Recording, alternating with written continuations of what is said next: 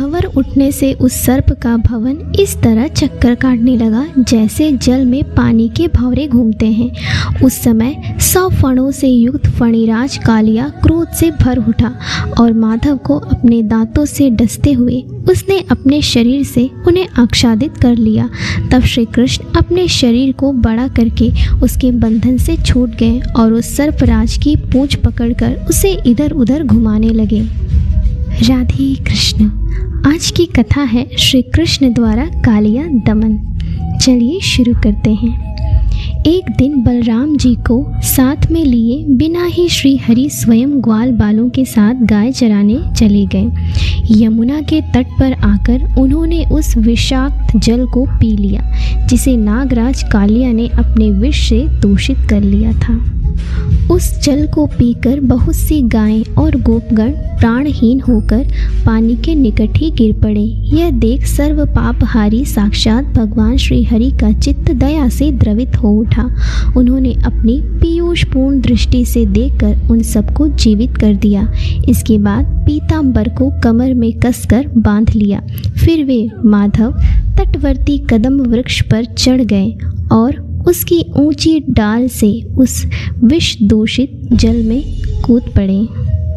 भगवान श्री कृष्ण के कूदने से वह दूषित जल चक्कर काटकर ऊपर को उछला।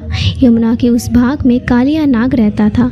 भंवर उठने से उस सर्प का भवन इस तरह चक्कर काटने लगा जैसे जल में पानी के भंवरे घूमते हैं। उस समय 100 फणों से युक्त फणिराज कालिया क्रोध से भर उठा और माधव को दांतों से डसते हुए उसने अपने शरीर से उन्हें आच्छादित कर लिया। तब श्री कृष्ण अपने शरीर को बड़ा करके उसके बंधन से छूट गए और उस सर्पराज की पूंछ पकड़कर उसे इधर उधर घुमाने लगे। घुमाते घुमाते उन्होंने उसे पानी में गिराकर पुनः दोनों हाथों से उठा लिया और तुरंत उसे 100 धनुष दूर फेंक दिया।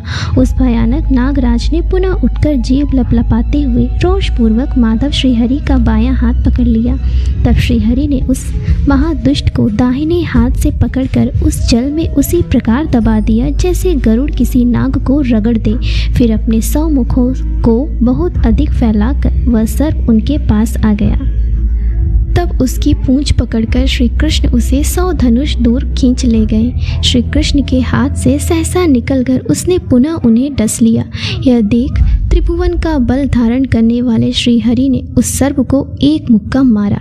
श्री कृष्ण के मुक्के की चोट खाकर वह सर्प मूर्छित हो अपनी सुध बुध खो बैठा।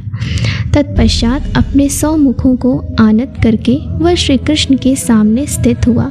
उसके 100 फन 100 मणियों के प्रकाश से अत्यंत मनोहर जान पड़ते थे। श्री कृष्ण उन फनों पर चढ़ गए और मनोहर नट वेश धारण करके नट की भांति नृत्य करने लगे। साथ ही वे सातों स्वरों से किसी राग का आलाप करते हुए ताल के साथ संगीत प्रस्तुत करने लगे। उस समय नटराज की भांति सुंदर तांडव करने वाले श्री कृष्ण के ऊपर देवता लोग फूल बरसाने लगे और प्रसन्नतापूर्वक वीणा, ढोल, नगारे तथा बांसुरी बजाने लगे। ताल के साथ पद विन्यास करने से श्री कृष्ण ने लंबी सांस खींचते हुए महाकाय कालिया के बहुत से उज्जवल फणों को भंग कर दिया। उसी समय भय से विहल हुई नागपत्नियां आ पहुंची और भगवान श्री कृष्ण के चरणों में नमस्कार करके गदगद वाणी द्वारा इस प्रकार स्तुति करने लगी। भगवान, आप परिपूर्णतम परमात्मा तथा असंख्य ब्रह्मांडों के अधिपति हैं। आप गोलोकनाथ श्री कृष्णचंद्र को हमारा बारंबार नमस्कार है। व्रज के अधीश्वर आप श्री राधा वल्लभ को नमस्कार है। नंद के लाला एवं यशोदा नंदन को नमस्कार है। परम देव, आप इस नाग की रक्षा कीजिए, रक्षा कीजिए। तीनों लोकों में आपके सिवा दूसरा कोई इसे शरण देने वाला नहीं है। आप स्वयं साक्षात परात्पर श्री हरि हैं और लीला से ही स्वच्छंदता पूर्वक नाना प्रकार के श्री विग्रहों का विस्तार करते हैं। अब तक कालिया नाग का गर्व चूर्ण हो गया था। नाग पत्नियों द्वारा किए गए इस स्तवन के पश्चात वह श्री कृष्ण से बोला, भगवान, पूर्ण काम परमेश्वर, मेरी रक्षा कीजिए, पाही पाही। कहता हुआ कालिया नाग भगवान श्री हरि के सम्मुख आकर उनके चरणों में गिर पड़ा।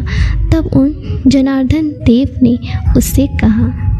तब श्री भगवान कहते हैं, तुम अपनी पत्नियों और परिवार के साथ रमण द्वीप में चले जाओ। तुम्हारे मस्तक पर मेरे चरणों के चिन्ह बन गए हैं, इसलिए अब गरुड़ तुम्हें अपना आहार नहीं बनाएगा।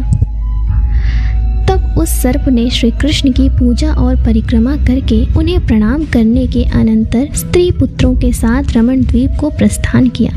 इधर नंद नंदन को कालिया नाग ने अपना ग्रास बना लिया है, यह समाचार सुनकर नंद आदि समस्त गोपगण वहां आ गए थे। श्री कृष्ण को जल से निकलते देख उन सब लोगों को बड़ी प्रसन्नता हुई। अपने बेटे को छाती से लगाकर नंद जी परमानंद में निमग्न हो गए। यशोदा अपने खोए हुए पुत्र को पाकर उसके कल्याण की कामना से ब्राह्मणों को धन दान किया। उस समय उनके स्तनों से स्नेह के कारण दूध झर रहा था। उस दिन रात में अधिक श्रम के कारण गोपांगनाओं और ग्वाल बालकों के साथ समस्त गोप यमुना के निकट उसी स्थान पर सो गए। निशीत काल में बांसों की रगड़ से प्रलयाग्नि के समान दावानल प्रकट हो गया, जो सब ओर से मानव गोपों को दग्ध करने के लिए उधर फैलता आ रहा था।